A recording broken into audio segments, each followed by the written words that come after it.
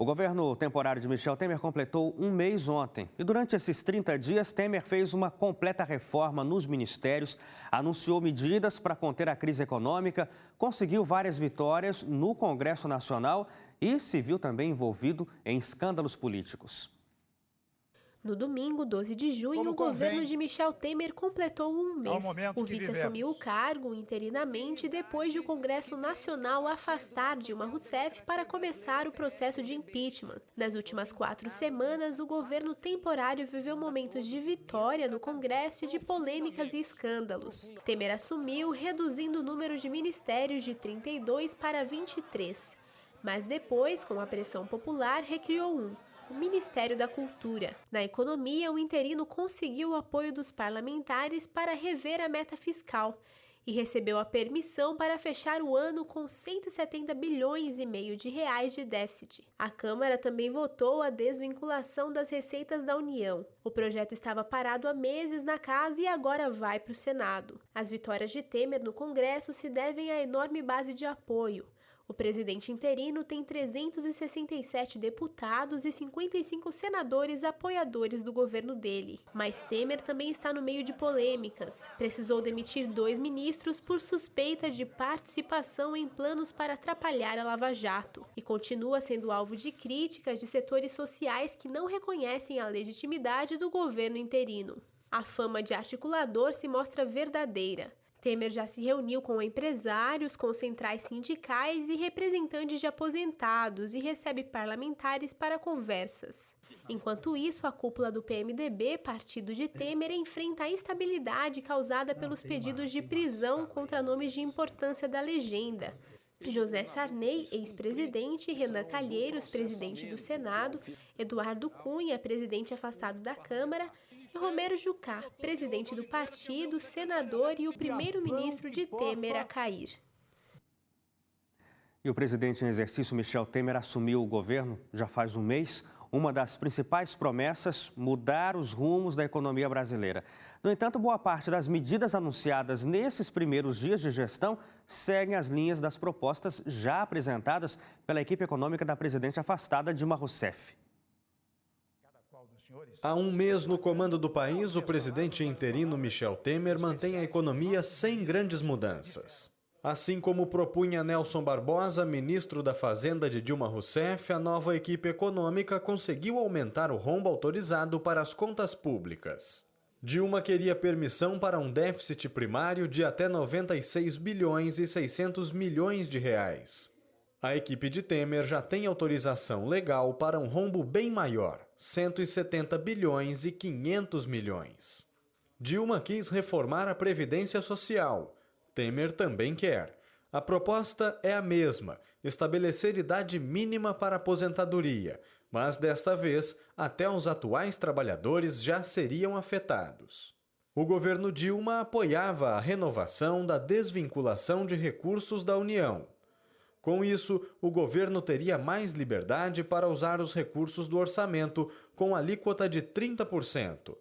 O governo interino também apoia e já conseguiu aprovação dos deputados para isso. Apesar de defender o corte de gastos, o governo de Temer apoia o reajuste dos salários dos servidores públicos. A medida deve ter impacto de mais de 50 bilhões de reais nas contas do governo. Esse aumento foi negociado pela equipe de Dilma.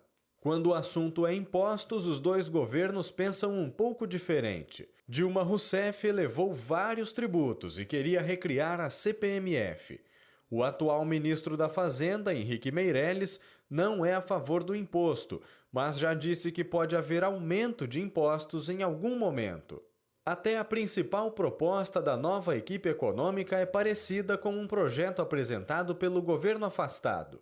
Dilma sugeriu uma série de gatilhos caso o teto fosse atingido. Entre esses gatilhos estava a demissão de servidores e até o congelamento do salário mínimo.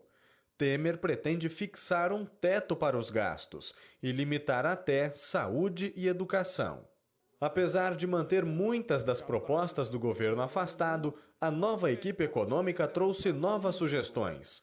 Entre elas, o retorno de 100 bilhões de reais em empréstimos do BNDES. A medida pretende diminuir a dívida pública em igual proporção e reduzir o pagamento de subsídios por parte do governo em 7 bilhões por ano. Além disso, a nova equipe econômica também quer limitar o pagamento de subsídios e, com isso, gerar uma economia de cerca de 2 bilhões por ano, além de extinguir o chamado Fundo Soberano. Diferente do governo Dilma, o presidente em exercício, Michel Temer, diz apoiar as alterações das regras de exploração do petróleo no pré-sal. O projeto, que já foi aprovado pelo Senado, acaba com a obrigação de a Petrobras participar de todos os investimentos em todos os consórcios de exploração da camada.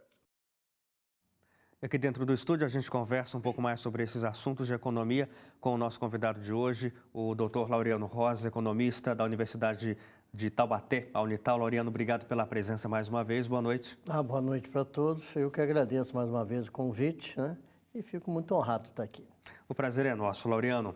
A gente tem que falar sobre essas questões envolvendo aí essa comparação com o governo Dilma e o governo Temer no que se refere à economia. A gente vê que a grande vantagem do Michel Temer em relação à Dilma, nessas propostas que a gente destacou, algumas que estavam paradas no Congresso, mas enviadas pela presidente Dilma, só andaram agora com o Temer. E até com uma flexibilização, por exemplo, no caso do rombo fiscal autorizado. Dilma previa 96 e o Temer ganhou muito mais do que isso, 170 bilhões de déficit. Ele está ganhando por conta do apoio. Bem parecido, né? Então, realmente, as diferenças são pequenas, né? Faltou só dizer aí a questão do alívio temporário também da dívida dos estados. Verdade. Houve, né? Vai ter um alívio dele, a Dilma também, né? Já estava discutindo também isso. Já estava discutindo isso, né? Então, você vê uma semelhança muito grande, né? Medidas que acho que realmente algumas têm que ser tomadas realmente, né?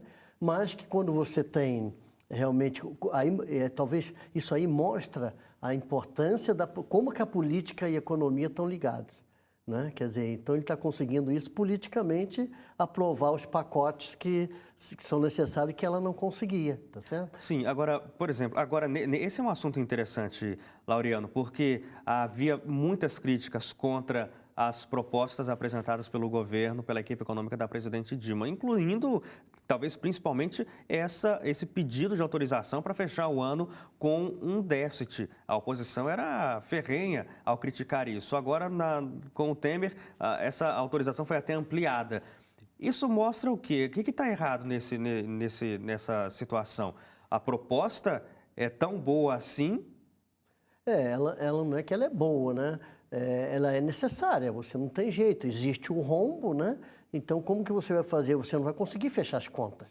Quer dizer, vamos dizer que se ela permanecesse, eu gostaria de saber qual que seria a solução, porque uma solução tinha que ser dada. E não existe solução senão essa que o Congresso deu. A gente vai autorizar você a fechar o ano. O único problema todo que tem aí é a questão do valor, né? Nós não sabemos realmente qual é o valor correto, quer dizer, se foi isso, foi realmente super avaliado, quer dizer, aumentou de 96 para 170, né? Esse é o problema. Agora, não tem jeito, você teria que andar, o país precisa funcionar, precisa andar, e se isso não for aprovado, aí como é que fica? Porque isso aí está dentro do orçamento, tá certo? Né? Então, você precisa realmente. Agora, a questão dos gastos, né? Ela também queria isso. É um pouco perigoso, né? Eu acho que é interessante, né? Porque os gastos do governo realmente, ele mostrou os dados que ele mostrou, o aumento que teve, né? Agora, e aí? E se acontece alguma coisa que você precisa ter um gasto maior do que a inflação? Vai ter que sacrificar alguém. As conversas normalmente vão para as áreas mais sociais, não é? Sociais, ou pode ir para saúde, educação, área social, pode ir para qualquer habitação. lugar, percebe? Então você tem realmente esse complicador aí, quer dizer, é muito interessante, eu acho que os gastos têm que ter um controle maior, mas não é fácil não, quer dizer, você limitou ali a inflação, né? Quer dizer, então fica complicado. E aquele dinheiro para poder manipular o DRU, né? Que, se eu não me engano, a Dilma queria 20%, né? E eles conseguiram 30%, inclusive, né? E parece que o dela era 20%. Porque estava parado no Congresso há bastante tempo, o pedido da Dilma pela DRU. Quer dizer, é um dinheiro que também eu acho que é uma coisa que às vezes é necessária Porque tem hora que você chega a um momento que você... Porque tudo é no orçamento direitinho. Poxa, e às vezes você precisa, então tem que ter uma flexibilidade, né? No caso era 20%, eles conseguiram 30%. Quer dizer, então você vê que o negócio é bastante político, né? Mas temos que caminhar, tem jeito. Certo.